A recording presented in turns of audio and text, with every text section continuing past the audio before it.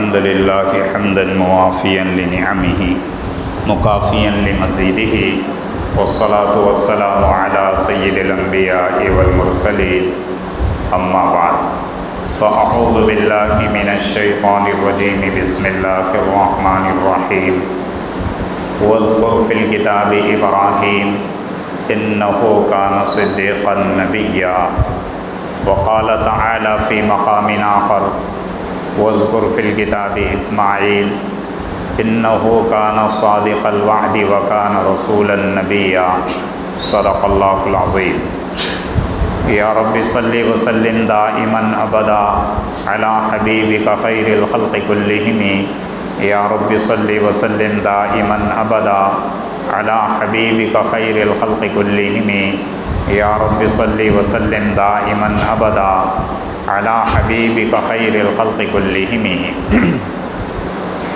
قابل صد احترام محترم و معزز بزرگوں دوستو، سیرت النبی المصطفیٰ صلی اللہ علیہ وسلم کی سب سے پہلی نشست میں اقسام عرب کو ذکر کیا گیا تھا کہ مؤرخین نے عرب کو 3 گروہوں اور 3 جماعتوں میں تقسیم کیا ہے۔ نمبر 1 عرب بائدہ، نمبر 2 عرب عاربہ، نمبر 3 عرب مستعربہ۔ مختصر سی تفصیل اس کی ذکر کی گئی ہے، اس کی وضاحت کی گئی ہے۔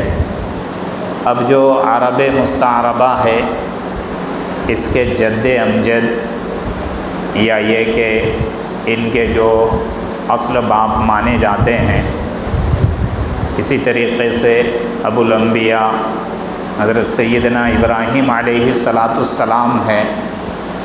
تو مختصر سی وضاحت حضرت ابراہیم علیہ السلام کے بارے میں اور عرب مستعربہ کے امہات، ان کی ماں کے بارے میں وضاحت کریں گے انشاءاللہ۔ حضرت ابراہیم علیہ السلام یہ اللہ رب العزت کے بہت ہی پیارے نبی، آپ کے خلیل، جن کا لقب خلیل اللہ ہے، جسے جگری دوست بھی کہہ سکتے ہیں، جیسے بیسٹ فرینڈ ہوتا ہے۔ حضرت ابراہیم علیہ السلام یہ متفق علیہ نبی ہے۔ یہود بھی ان کو اپنا بڑا مانتے ہیں، عیسائی بھی ان کو اپنا بڑا مانتے ہیں، اور اسی طرح مسلمان بھی ان کو اپنا بڑا مانتے ہیں۔ اس لیے کہ حضرت ابراہیم علیہ السلام سے ہی یہ ساری قومیں چلی، اور حضرت ابراہیم علیہ السلام کے بعد اکثر و بیشتر جتنے انبیاء آئے یہ انہی کی نسل میں آئے۔ حضرت ابراہیم علیہ السلام کی پیدائش عراق کے اس زمانے کے مشہور شہر مقام اور میں ہوا ہے، جس کا ابھی نام، جو فی الحال نام ذکر کیا جاتا ہے، تل المقیر کے نام سے ذکر کیا جاتا ہے۔ اس بستی میں آپ پیدا ہوئے، وہیں پہ آپ نے پرورش پائی، اور آپ ایسے خاندان میں پیدا ہوئے کہ جو خاندان بت پرستی کیا کرتا تھا، مورتیوں کو اور بتوں کو بنا کر بیچا کرتا تھا۔ آپ کا باپ آزر خود یہ کام کیا کرتا تھا۔ اس خاندان میں یہ پیدا ہوئے، بت بنانے والے بت ساز کے خاندان میں اللہ رب العزت نے بت شکن یعنی بتوں کو توڑنے والا پیدا کیا۔ حضرت ابراہیم علیہ السلام اسی بستی میں، شہر میں پرورش پائے، اور جب بڑے ہو گئے اور قوم سے بیزار ہو گئے، شرک سے بیزار ہو گئے، ان کے بیزاری کا اعلان اللہ رب العزت نے قرآن کریم میں بھی ذکر کیا ہے۔ جگہ جگہ حضرت ابراہیم علیہ السلام کی تعریف بھی کی ہے۔ کہیں پہ آپ کو خلیل اللہ سے پکارا، کہیں آپ کو امام الناس سے پکارا، کہیں آپ کو مسلم سے پکارا، اور کہیں آپ کو اللہ رب العزت نے حنیف سے پکارا ہے۔ تو یہ برگزیدہ پیغمبر اور اللہ کے برگزیدہ بندے تھے۔ حضرت ابراہیم علیہ السلام یہ جس بستی میں تھے، عراق میں دریائے فرات کے کنارے پر یہ بستی آباد تھی۔ 1922 سے لے کے 1934 سن عیسوی تک وہاں پہ کھنڈرات دریافت کیے گئے اور اس کو ڈسکور کیا گیا، اور یہ ثابت کیا گیا کہ حضرت ابراہیم علیہ السلام کے زمانے کے آثار قدیمہ یہاں پر موجود ہے۔ اس کو جس نے ڈسکور کیا انگریزی محقق ہے، آثار قدیمہ کا ماہر ہے، جس کا نام لیونارڈو ویلے ہے، جو ماہر ہے اور آرکیالوجسٹ بھی ہے۔ اس نے ظاہر کیا حضرت ابراہیم علیہ السلام اس بستی میں بڑھے، پرورش پائی، پھر بیزار ہو کر اس بستی کو چھوڑا، ہجرت کر کے مقام حران پر پہنچے، پھر وہاں پہ چند دن رہنے کے بعد پھر فلسطین چلے گئے، وہاں سے بھی ہجرت کی، فلسطین چلے گئے اور فلسطین کو اپنے دینی خدمت کا مرکز بنا دیا، وہیں پہ رہ کر اللہ کی دین کی خدمت کرنے لگے۔ پھر آپ کو نبوت ملی، پھر آپ نے نکاح کیا۔ سب سے پہلا نکاح آپ کا حضرت سارہ علیہ السلام سے ہوا، جو آپ ہی کے خاندان سے تھی۔ ایک روایت کے مطابق آپ کی خالہ زاد بہن تھی، ایک دوسری روایت چاچا زاد بہن تھی، اور ایک تیسری روایت پھوپھی زاد بہن تھی۔ بہرحال یہ آپ کے رشتے کی بہن تھی۔ حضرت سارہ سے نکاح ہوا، یہ آپ کا پہلا نکاح تھا۔ آپ کے 3 نکاح ہوئے، بعض روایتوں میں 4 نکاح کا بھی ذکر کیا جاتا ہے، لیکن 3 بیویوں سے ہی آپ کی نسل آگے بڑھی۔ یہ تفصیل انشاءاللہ آگے آنے جا رہی ہے۔ حضرت ابراہیم علیہ السلام نے حضرت سارہ سے نکاح کیا اور آپ وہاں پہ چند دن رہے۔ کسی کام سے آپ فلسطین سے نکل کر مصر کے راستے سے جا رہے تھے۔ مصر کے راستے میں وہاں پہ مصر میں ظالم بادشاہ تھا، مشہور و معروف واقعہ ہے کہ وہ ظالم بادشاہ اس زمانے میں بھی مصر کے بادشاہوں کا لقب فرعون ہوا کرتا تھا۔ اس کا یہ کام تھا کہ اگر کوئی خوبصورت عورت وغیرہ نظر آتی، شادی شدہ جوڑا ہوتا، تو پھر وہ اس عورت سے زنا کیا کرتا تھا، اور اگر شادی شدہ جوڑا نہیں ہوتا تو پھر اس عورت کو اپنی باندی بنا لیا کرتا تھا۔ اس ظالم بادشاہ کی پولیس نے، فوج نے پکڑ لیا۔ حضرت ابراہیم علیہ السلام اور حضرت سارہ کو لے کر اس کے خدمت میں حاضر ہوئے۔ فوجیوں نے تفتیش کیا تو حضرت ابراہیم علیہ السلام نے ان فوجیوں سے اور پولیس سے یہ کہا کہ یہ میری بہن ہے، رشتے کی بہن ہے، اور بہن کا رشتہ بھی تھا، اس لیے کہ پہلا رشتہ بہن ہی کا تھا، بعد میں نکاح ہوا، اس لیے حضرت ابراہیم علیہ السلام کی کوئی بات ایسی جھوٹ بھی نہیں تھی۔ یا تو آپ نے توریہ سے کام لیا یا آپ نے حیلہ بتلا کر وہ کام لیا۔ جب یہ پیش کیا گیا تو اس بادشاہ نے، ظالم بادشاہ نے حضرت سارہ کو دیکھا، یہ بڑی خوبصورت تھی، نہایت خوبصورت تھی۔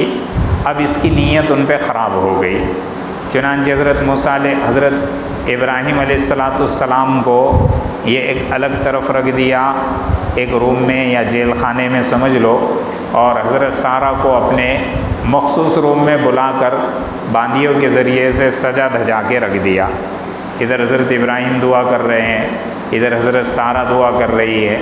حضرت سارہ نے اللہ سے دعا کی کہ اللہ، زندگی میں کبھی میں نے زنا نہیں کیا، نہ اسباب زنا کیا، نہ اسباب زنا کی طرف بڑھا، میں نبی کی بیوی ہوں اور نبی کی بیوی کبھی ان کاموں میں ملوث نہیں ہوتی، بس میری مدد فرما۔ اللہ نے مدد فرمائی۔ جیسے ہی یہ ظالم بادشاہ سارہ کے روم میں داخل ہو جاتا، یا تو اس کی آنکھیں اندھی ہو جاتی یا اس کے ہاتھ پیر شل ہو جاتے، پیرالائزڈ ہو جاتے، وہ پریشان ہو جاتا۔ جب روم کے باہر نکلتا تو پھر واپس اچھا خاصا ہو جاتا، پھر نیت خراب ہوتی، واپس اندر قدم ڈالتا، آنکھیں اندھی ہو جاتی، ہاتھ پیر شل ہو جاتے، پیرالائزڈ ہو جاتے، اور پھر واپس وہی کیفیت آ جاتی۔